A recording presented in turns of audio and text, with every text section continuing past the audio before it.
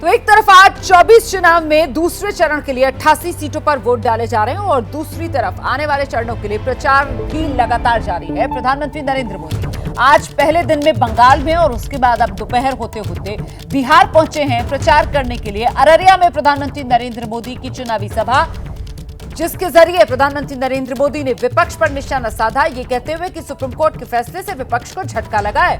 विपक्ष के लोग ईवीएम को बदनाम करने का काम कर रहे थे। बैलेट लूटने वालों के सपने टूट गए हैं आज सुप्रीम कोर्ट के फैसले से। सुनिए। कि उनके सारे सपने चूर चूर हो गए हैं। आज उच्च न्यायालय ने, सुप्रीम कोर्ट ने साफ साफ कह दिया है कि बैलेट पेपर वाला पुराना दौर वापस लौट करके नहीं आएगा।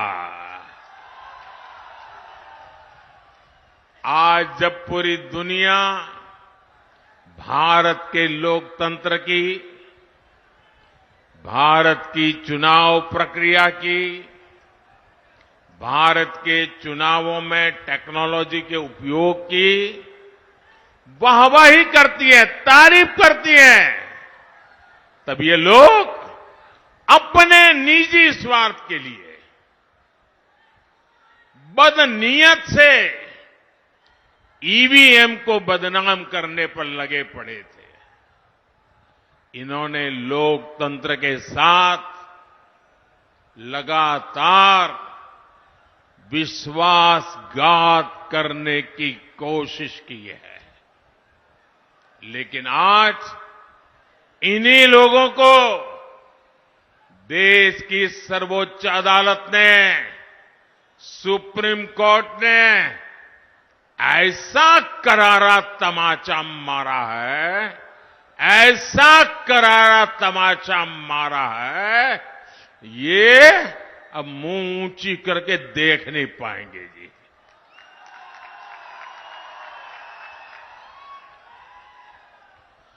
भाइयों बहनों, आज का दिन लोकतंत्र के लिए शुभ दिन है। आज का दिन लोकतंत्र के लिए विजय का दिन है। मेरे साथ मैं नारा बुलवाता हूं, बोलिए।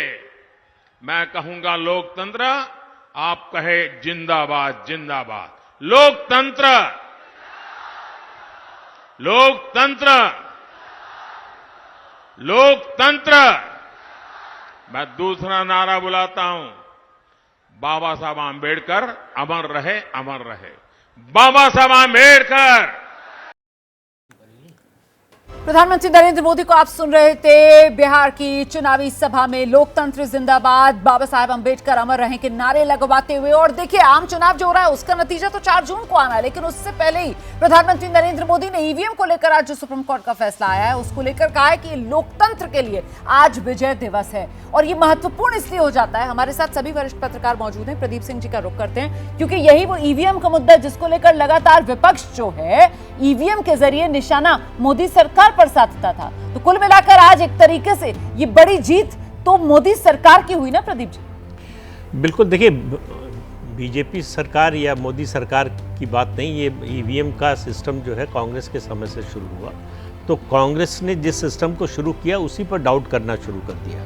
और पहली हार जो है, मेरा मानना है कि उस समय हो गई जब इलेक्शन कमीशन ने 3 दिन का समय दिया सबको कि जिसको भी डाउट है ईवीएम पर वो आए और टेम्पर करके हमको दिखा दे, तो हम मान लेंगे। और सुप्रीम कोर्ट में भी अभी जब सुनवाई हुई तो इलेक्शन कमिश्नर गए, उन्होंने बताया कि कैसे ये टेम्पर प्रूफ है ये पूरा सिस्टम, कैसे इसमें कोई गड़बड़ी नहीं की जा सकती। और सुप्रीम कोर्ट उससे कन्विंस हो गया।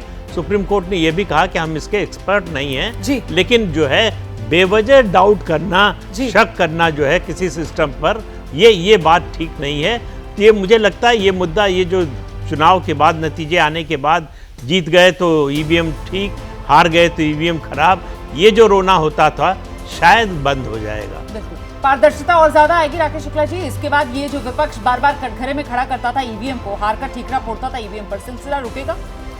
नहीं, ईवीएम को लेके वैसे भी मुझे लगता है देश के मतदाताओं में कोई संदेह नहीं है। ये एक विषय बनाया जाता है कि जब आप हारते हो तो हारने पे आपकी कार्यप्रणाली, आपकी क्षमता, आपके कार्यकर्ता, आपकी पद्धति पर प्रश्न न उठे, इसलिए आप ईवीएम को सामने रख देते हो कि सबका ध्यान ईवीएम पे चला जाए कि ईवीएम की वजह से हमारे।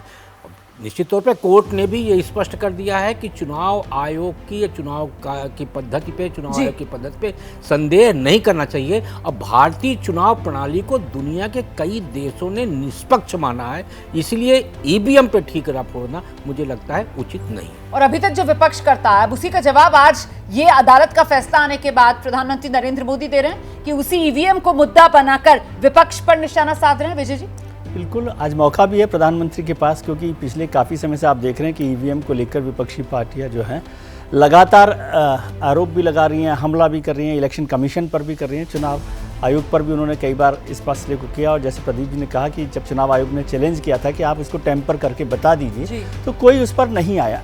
एक्चुअली क्या है कि ये इशू ऐसा नॉन इशू को इशू बनाने की कोशिश की गई, और वोटर में जो है ना वो अविश्वास नहीं है ईवीएम को लेकर और हमारे इलेक्टोरल सिस्टम को लेकर, जिसको आप देख रहे हैं कि सुबह से आप तस्वीरें दिखा रहे हैं, आपके सारे सहयोगी दिखा रहे हैं कि लगातार हमारे यहाँ पर वोटिंग हो रही है। इसका मतलब हिंदुस्तान की जो जमहूरियत है या लोकतंत्र की जो व्यवस्था है उसमें आम आदमी का भरोसा है, और ये भरोसा आज सुप्रीम कोर्ट के फैसले से भी साबित हुआ है। प्रधानमंत्री भी इस बात का जिक्र कर रहे हैं, बल्कि मैं तो आज इस बात को याद कर रहा था कि जब सेकंड वर्ल्ड वॉर की बात हो रही थी, विंस्टन चर्चिल जो ब्रिटिश प्राइम मिनिस्टर थे, उन्होंने हिंदुस्तान का मजाक उड़ाया था जब आज़ादी की बात हो रही थी कि यहाँ लोकतंत्र नहीं चल सकता, ये जो है अनपढ़ जाहिलों का देश है। तो उन सब के लिए दुनिया जो है वो भारत के लोकतंत्र और भारत के जो नागरिक सबसे बड़े लोकतंत्र के आगे नतमस्तक होती है।